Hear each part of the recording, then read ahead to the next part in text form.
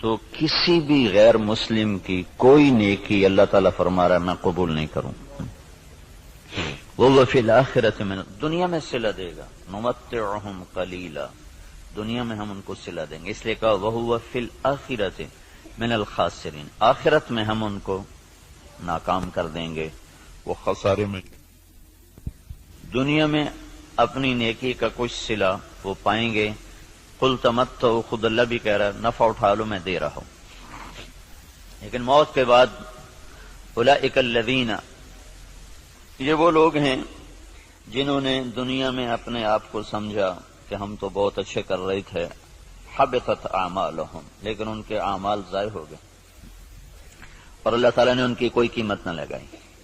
یہ ایک قانون ہو. دوسرا قانون، جو دین پہ چلنے والے ہیں ان کے ساتھ کیا ہوگا؟ اگر وہ پورے دین پر چل رہے ہیں تو پھر قرآن خوشخبری دیتا ہے انتم الاعلون، تم سب سے بلند رہو گے، تم سب سے عزت والے ہوگے. ان کنتم مؤمنین، اگر یہ دین پر چلنے والے ہوں گے پورے تو پھر کیا ہوگا؟ لفتحنا علیہم برکات من السماء والارض، زمین آسمان کی برکتوں کے دروازے تمہارے لیے اللہ تعالیٰ کھول دے گا. صرف دنیا میں اللہ کیا کرے گا اس کو میں آپ کو بتا رہا ہوں جو اللہ نے قرآن میں وعدے کیے ہیں. اگر تم پر کوئی دشمن چڑھ آتا ہے تو وَكَانَ حَقًّا عَلَيْنَا نَصْرُ الْمُؤْمِنِينَ، پھر میرے ذمے ہے میں تمہاری مدد کروں. اور اگر اللہ تمہاری مدد کرے تو پھر کیا ہوگا؟ پھر وَلَن تُغْنِيَ عَنْكُمْ فِئْتُكُمْ شَيْئًا وَلَوْ كَثُرَتْ وَأَنَّ اللَّهَ مَعَ الْمُؤْمِنِينَ، پھر ساری دنیا تم پہ چڑھائی کر دے اور اللہ تمہارے ساتھ ہو تو پھر تمہارا کوئی کچھ نہیں بگاڑ سکتا. اللہ کے محبوب کا فرمان ہے، مسلم شریف کی روایت ہے، صحیح ساری کتابوں میں ہے، لن یغلب 12,000 من قلت، 12,000 اگر مسلمانوں کی تعداد ہو پوری دنیا میں، صرف 12,000 اور باقی ساری دنیا کا باطل ایک طرف ہو، تو انہیں اس وجہ سے شکست نہ ہوگی کہ یہ تھوڑے تھے، اس وجہ سے شکست نہیں ہوگی.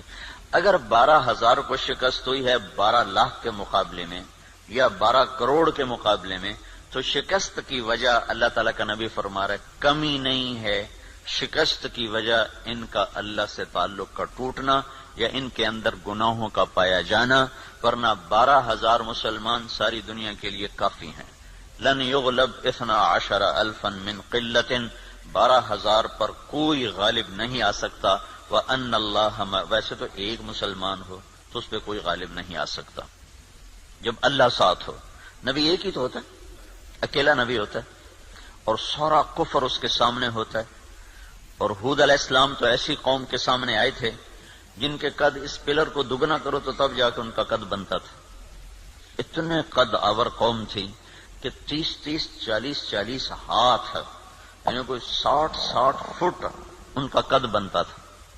اور ان کے مقابلے میں اللہ نے لشکر کی وجہ ایک بھیجا، صرف ہود. وَإِلَىٰ عَادٍ أَخَاهُمْ هُودًا، ہم نے عاد کی طرف ہود کو بھیجا تو سارے مل گئے لیکن ہود علیہ السلام کو ہاتھ نہیں لگا سکتے، ایک ہی کافی ہوتا ہے. لیکن یہ اسباب کی دنیا ہے، اسباب کی دنیا ہے، تو یہاں بطور سبب یہ معجزات کا جہان نہیں، نبیوں کا معاملہ اور ہوتا ہے اور امت کا معاملہ اور ہوتا ہے.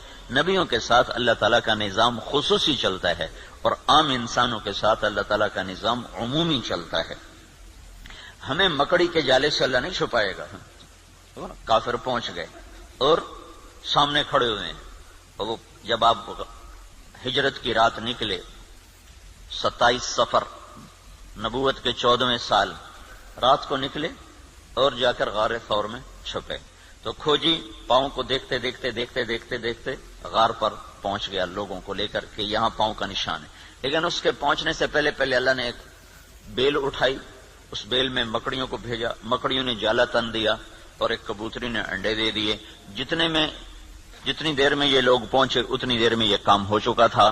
اب آگے کھوجی کہنے لگا پاؤں کا نشان یہاں تک، تو ابی بن خلف کہنے لگا یہ جالا تو محمد کی پیدائش سے بھی پہلے کا ہے، تو ہمیں کہاں لے کر آ گیا. اور دوسرا پھر آپ سامنے ہیں، یہ نہیں کہ کوئی چھپے میں غار ثور کو ٹیڑھا میں سیدھا ایسے چوڑا سا دہانا ہے اور اس کے سامنے بیٹھا ہوا آدمی نظر آتا ہے. یہ اللہ کا خصوصی نظام ہے، یہ عام انسانوں کے ساتھ نہیں چلتا.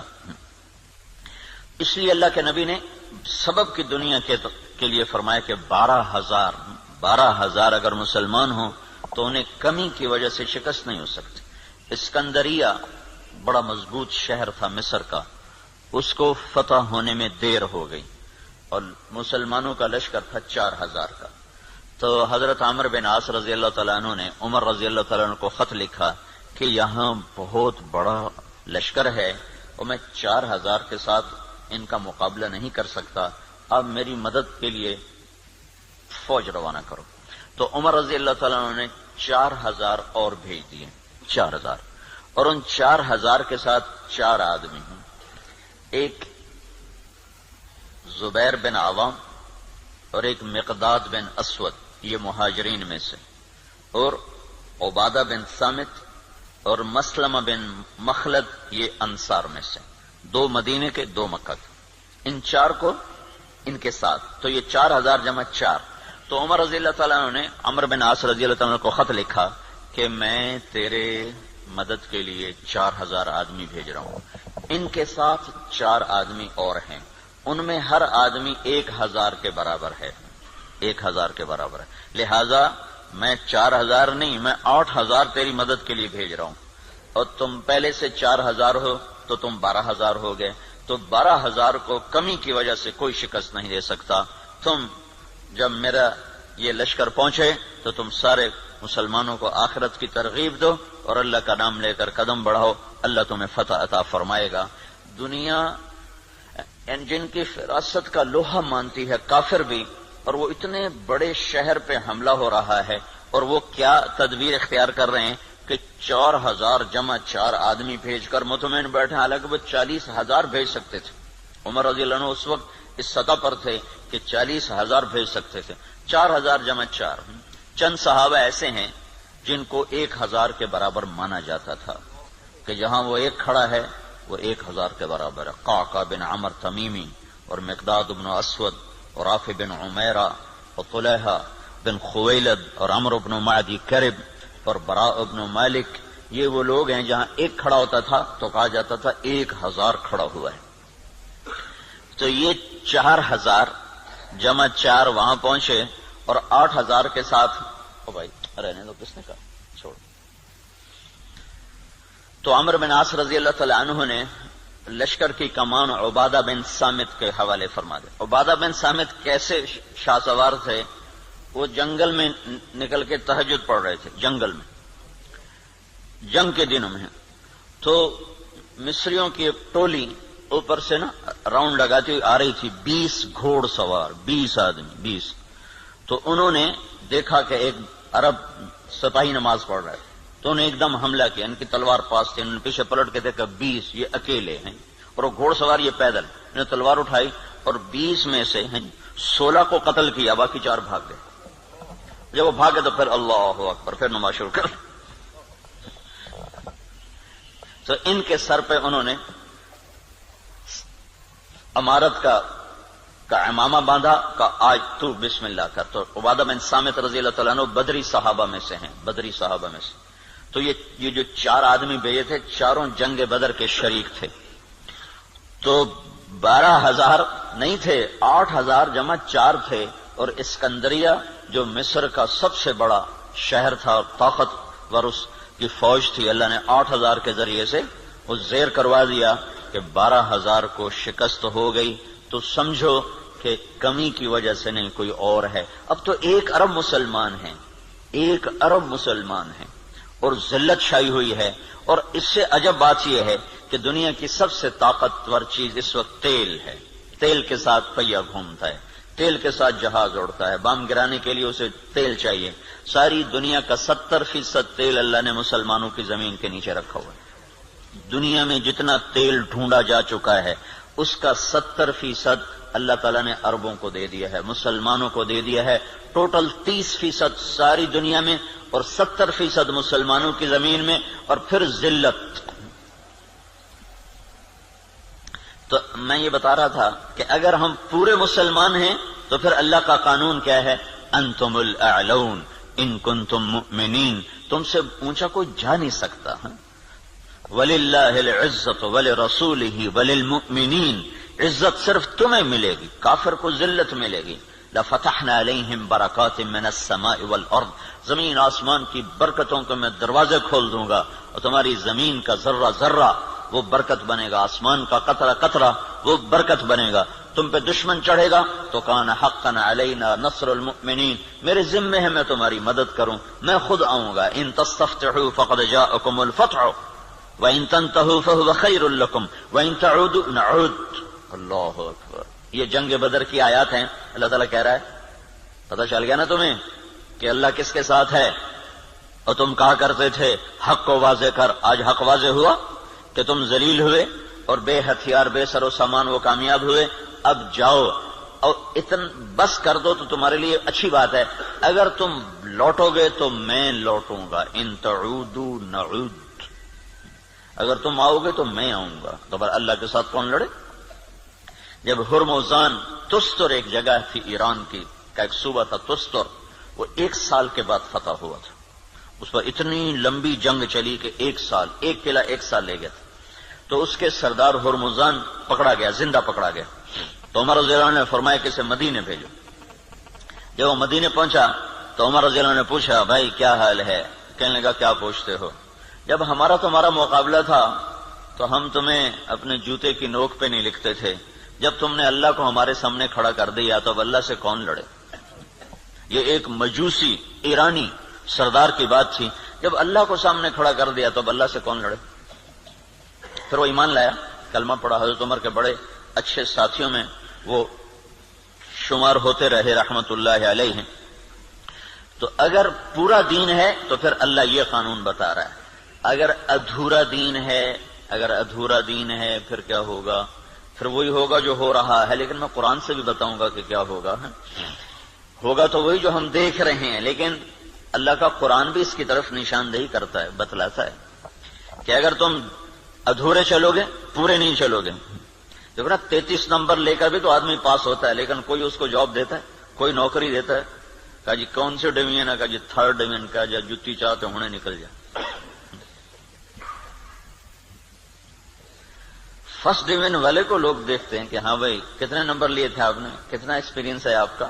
تو ہم 33 نمبر والے مسلمان ہیں، تو اللہ سے ہم مانگتے ہیں 100 نمبر والا معاملہ. تو اب اللہ تعالیٰ کا قرآن بتاتا ہے، کیا کہتا ہے؟ وَلَنُذِيقَنَّهُمْ مِنَ الْعَذَابِ الْأَدْنَى دُونَ الْعَذَابِ الْأَكْبَرِ لَعَلَّهُمْ يَرْجِعُونَ. جب تم ادھورے چلو گے نا، کبھی نماز پڑھی کبھی چھوڑ دی، کبھی روزہ رکھا کبھی چھوڑ دیا، کبھی حلال کھایا کبھی حرام کھایا، کبھی جھوٹ بولا کبھی سچ بولا، کبھی سود پہ چلے کبھی حلال پہ چلے. جب تم یہ سارا گڑبڑ کر دو گے تو پھر میں کیا کروں گا؟ وَلَنُذِيقَنَّهُمْ مِنَ الْعَذَابِ الْأَدْنَى، میں تمہیں چھوٹے چھوٹے عذاب دوں گا.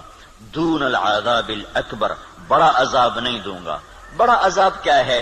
قرآن کی دوسری آیت فَيُعَذِّبُهُ اللَّهُ الْعَذَابَ الْأَكْبَرَ يَصْلَى النَّارَ الْكُبْرَى. جہنم کی آگ، دوزخ کی آگ، یہ بڑا عذاب ہے اور یہ خوفناک عذاب ہے. اس سے توبہ توبہ. اوہو انہا لغا، بھڑکتی ہے، نزاعۃ للشوا، کھال کھینچ دیتی ہے.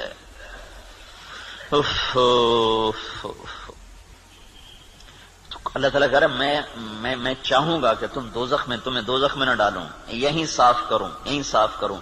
پھر بھی گناہ رہ گئے تو پھر جہنم میں جائے گا. پھر بھی اگر رہ گئے تو جہنم میں جائے گا. جب کوئی آدمی فرض نماز چھوڑ دیتا ہے اور پھر وہ توبہ نہیں کرتا، چھوڑے ہی جاتا ہے تو اس کے نام کا ایک دروازہ جہنم میں کھول دیا جاتا ہے. اسے اس دروازے میں سے گزرنا پڑے گا چاہے ایمان پہ خاتمہ ہو. اللہ تعالیٰ کے نبی جب معراج پر گئے تو ایک جگہ دیکھا لوگ الٹے لٹکے ہوئے نا، تو ان کو نیچے سے آگ جلا رہی، ان کے پاؤں بندھے ہوئے رسے سے اور ان کو نیچے سے آگ جلا رہی. تو آپ نے پوچھا یہ کون لوگ ہیں؟ کہا جو روزہ نہیں رکھتے تھے. تو روزہ نہ رکھنا یہ تو مسلمان کے لیے، کافر سے تو روزہ مطلوب نہیں. ایک جگہ آپ نے دیکھا ایک آدمی لیٹا ہوا ہے تو ایک فرشتے کا ہاتھ میں پتھر ہے بہت بڑا، اس کے سر کے اوپر مارتا ہے، اس کا سر کیما ہو جاتا ہے.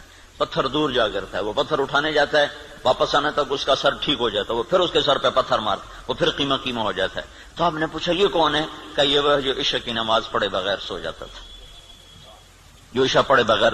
اور لاکھوں کروڑوں مسلمان ایک نماز بھی نہیں پڑھتے، عشاء کی کیا بات ہے، ایک بھی نہیں پڑھتے۔ تو بڑا عذاب آگے کا ہے، بہت خوفناک ہے، بہت خوفناک ہے۔ آگے آپ گئے تو آپ نے دیکھا ایک آدمی کا پیٹ ہے جیسے گنبد ہوتا ہے، گنبد کی طرح بڑا پیٹ ہے، اس پیٹ کے اندر سانپ گھسے ہوئے ہیں اندر، اور اس کو اندر سے ڈس رہے ہیں، اس کی چیخ و پکار ہے۔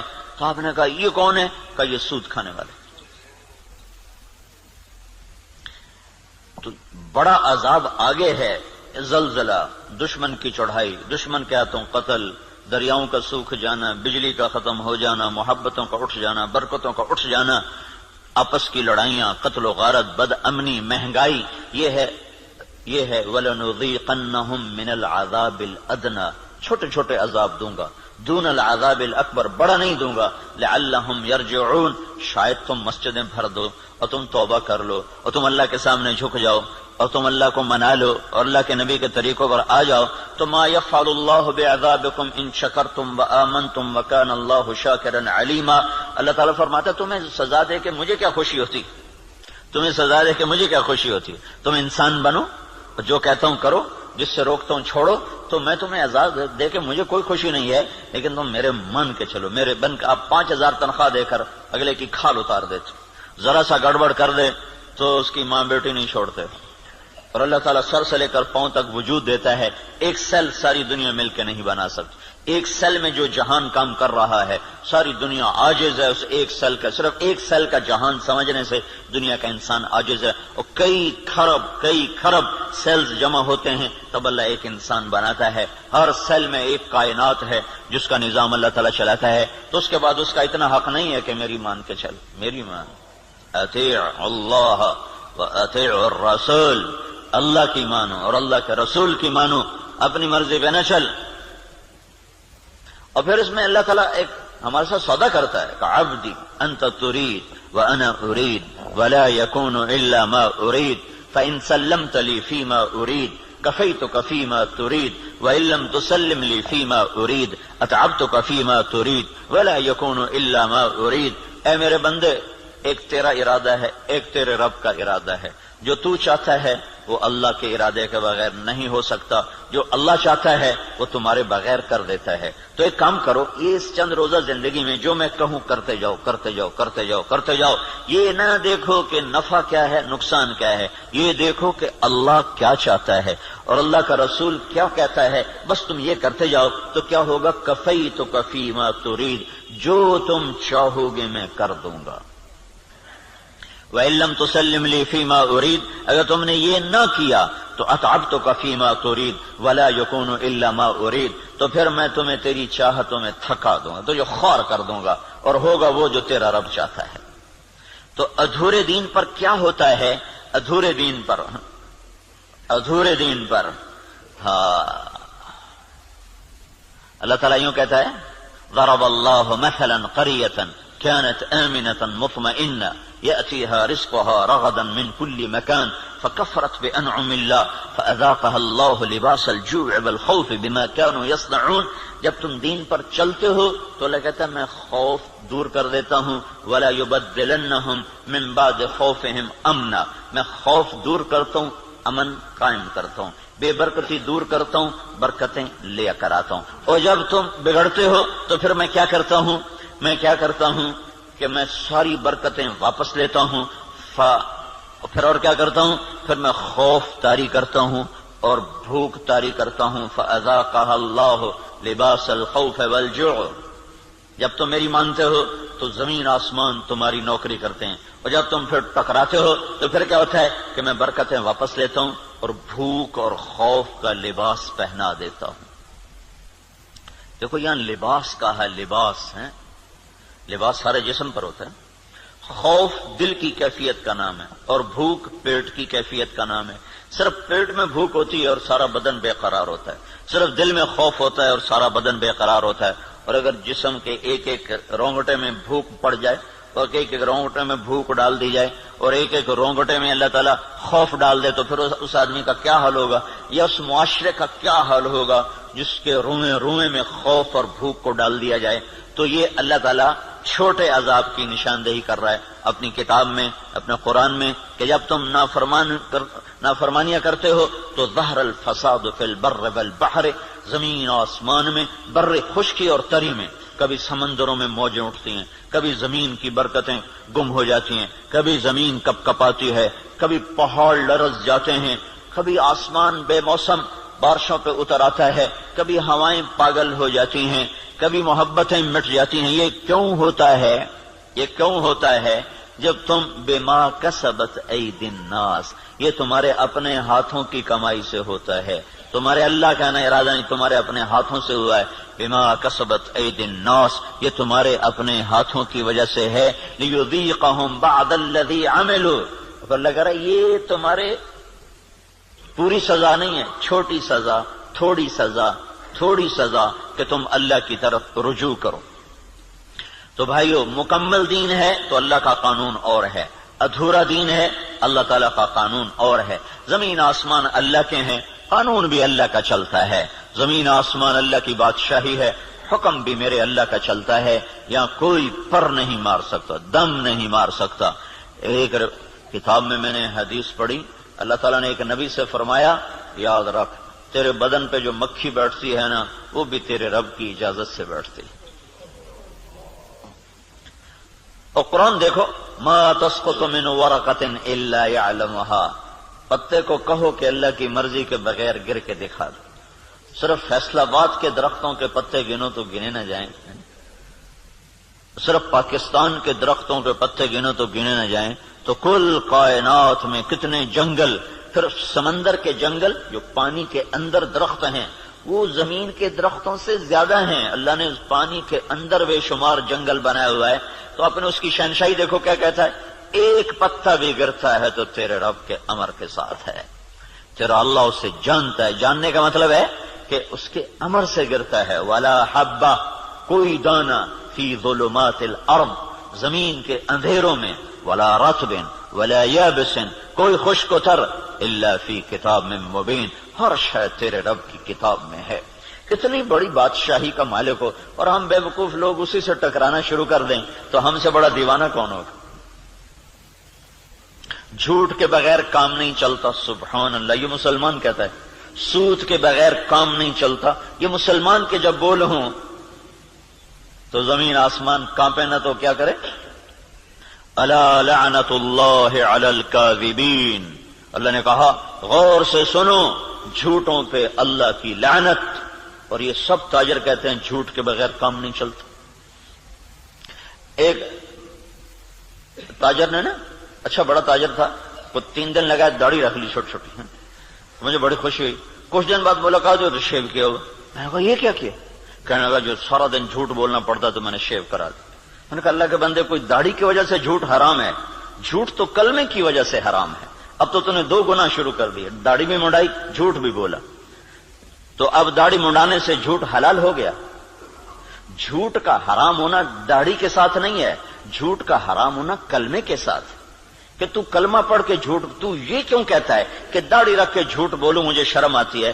تو یہ کہ کلمہ پڑھ کے جھوٹ بولوں مجھے شرم آتی ہے۔ کلمہ پڑھنے کے بعد جھوٹ بولنا بے حیائی ہے نا، کہ داڑھی رکھنے کے بعد، داڑھی تو سکھوں نے بھی رکھی ہوئی۔ یہ میرے اللہ کے نبی کا امر ہے، حکم ہے، یہ اور حکم ہے، وہ اور حکم ہے۔ ایک کی وجہ سے دوسرا چھوڑ دوں، ایک کی وجہ سے دوسرا چھوڑ دوں، یہ کہاں کی نادانی ہے؟ تو اس کو بات سمجھ میں اس نے پھر رکھ لی۔ تو اب جب تاجر کہے جھوٹ کے بغیر کام نہیں چلتا، سود کے بغیر تجارت نہیں چلتی، اور اللہ کہے لعنت اللہ علی الکاذبین، جھوٹوں پہ اللہ کی لعنت، اور اللہ تعالیٰ کہے فاذنوا بحرب من اللہ ورسولہ، یا سود چھوڑ دو یا اللہ اس کے رسول سے جنگ لڑنے کے لیے تیار ہو جاؤ۔ ہماری تو جنگ اللہ، امریکہ سے تھوڑی ہماری جنگ ہے، یا ہندوستان سے تھوڑی ہماری جنگ ہے، یا اسرائیل سے ہماری جنگ، تو ہماری تو اللہ سے جنگ ہوئی پڑی، اللہ ہمارے خلاف جنگ کر رہا ہے۔ اصل تو مقابل میں اللہ آیا ہوا ہے، اللہ اس کا رسول آیا ہوا ہے۔ صرف اللہ اکیلا نہیں ہے، یعنی ایسا اعلان اللہ نے کسی جگہ کیا ہی نہیں. تو کتنی بے غیرتی ہے کفر. دنیا کا سب سے بڑا گناہ ہے کفر. دنیا کا سب سے بڑا جرم ہے شرک اور کفر کہ شہنشاہ اعظم خلاق علیم کو نہ ماننا, یا ماننا تو اس کا شریک ماننا. اللہ تعالیٰ نے اس کے لیے نہیں کہا کہ میں تیرے خلاف لڑائی کروں گا. ان کو دھمکیاں دیں جہنم میں ڈالوں گا, آگ میں ڈال دوں گا, تباہ کر دوں گا. لیکن سود کھانے والا 5 وقت کا نمازی بھی ہے تو اللہ کہتا تیار ہو جا, تیری میری جنگ ہے. اور صرف میری نہیں, میرا رسول بھی تیرے ساتھ جنگ کرے گا. میں بھی کروں گا, میرا رسول بھی کرے گا. بڑا جگر ہے لوگوں کا جو اتنے بڑے اعلان کے بعد کہیں جی سود کے بغیر تو پھر کام نہیں چلتا. تو یہ جب دین ادھورا ہوتا ہے تو پھر کیا ہوتا ہے, یہ سارا میں آپ کو قرآن پاک سے بتا رہا ہوں.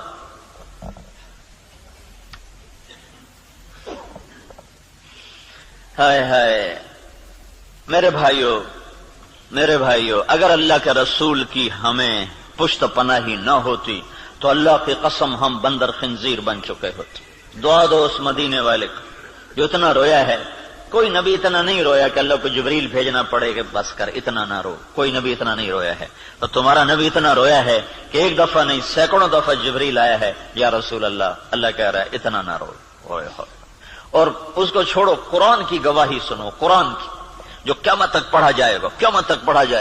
اور ہر گھر میں ہے. حدیث پاک تو انہی کے گھر میں ہوگی جس کو تھوڑا حدیث کا علم ہے, لیکن قرآن تو ہر پڑھے لکھے ان پڑھ کے گھر میں ہوتا ہے. تو میرا اللہ قرآن میں اپنے نبی سے کہتا ہے فَلَا تَذْهَبْ نَفْسُكَ عَلَيْهِمْ حَسَرَاتٍ. میرا نبی یہ انسانوں کے لیے اتنا نہ رو کہ روتے روتے تو خود ختم ہو جائے.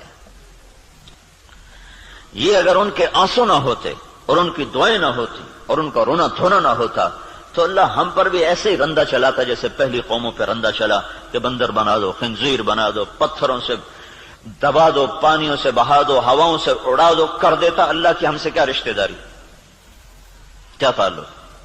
ان اللہ لغنی عن العالمین. اللہ کا میں سب سے بے نیاز, سب سے غنی. سب سے پہلا رسول نوح علیہ الصلوۃ والسلام, اور 5 بڑے رسولوں میں ایک نوح علیہ السلام, ابراہیم علیہ السلام, موسیٰ علیہ السلام, عیسیٰ علیہ السلام, محمد صلی اللہ علیہ وسلم. 5 بڑے رسولوں میں 1,24,000 نبی اور رسول, 313 رسول, پھر 313 میں 5 سب سے اعلی نمبر, ان میں سب سے بڑے محمد الرسول اللہ صلی اللہ تعالی علیہ وسلم ہیں. تو اللہ تعالیٰ نوح علیہ السلام سے اللہ نے کہہ دیا انی اعظک ان تکون من الجاہلین. اللہ اکبر, اللہ اکبر.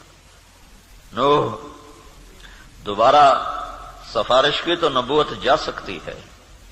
اللہ اکبر. حالانکہ اللہ نے لینی نہیں تھی, لیکن اللہ نے اپنی بے نیازی دکھائی ہے کہ میں نے تمہیں کہا تھا کافر کے لیے دعا نہ کرنا, کافر کے لیے دعا نہ کرنا, اور یہ کافر ہے. انہ لیس من اہلک انہ عمل غیر صالح فلا تسألنی ما لیس لک بہ علم انی اعظک ان تکون من الجاہلین. اس لیے تو نوح علیہ السلام قیامت کے دن کہیں کہ میں نہیں آج سفارش کر سکتا, میں نے اپنے بچے کے لیے دعا مانگی تھی.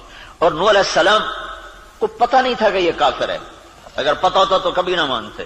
اس لیے انہوں نے کہا لا تکن من الکافرین. اگر پتہ ہوتا تو کہتے لا تکن من الکافرین. انہیں پتہ نہیں تھا, وہ منافق تھا. کہا لا تکن مع الکافرین. مع اور من, مع کا مطلب تھا کہ تو مسلمان ہے, تو کافروں کے ساتھ کیوں جا رہا ہے. ان کو معلوم نہیں تو اس نے اپنا کفر چھپائے رکھا. اگر معلوم ہوتا تو پھر کہتے لا تکن من الکافرین, کافروں میں سے مت ہو. تو نے کہا نوح دوبارہ بات نہیں کرنی ہے, دوبارہ نہیں بات کرنی ہے. تو اللہ تو اتنا بے نیاز ہے, تو ہماری کیا حیثیت. یہ تو اس سے محمد مصطفیٰ سے اللہ نے پیار ہی ایسا کیا ہے کہ اس کے طفیل ہم بھی نبھ گئے,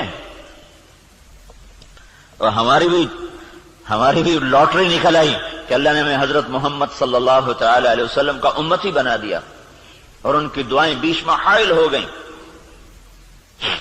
یا رب امتی امتی, یا رب امتی امتی, کہ آخر ایک رات آپ رو رہے ہیں اور کہہ رہے ہیں یا اللہ, ابراہیم علیہ السلام نے کہا تھا فَإِنَّهُ مِنِّي وَمَنْ عَصَانِي فَإِنَّكَ غَفُورٌ رَحِيمٌ. یا اللہ جو یہ آپ نے بات دہرائی قرآن کی آیت، پھر کہا یا اللہ عیسیٰ علیہ السلام نے تجھ سے کہا تھا ان تعذبہم فإنہم عبادک وإن تغفر لہم فإنک انت العزیز الحکیم، اے میرے رب تو انہیں معاف کر دے، تو مہربان ہے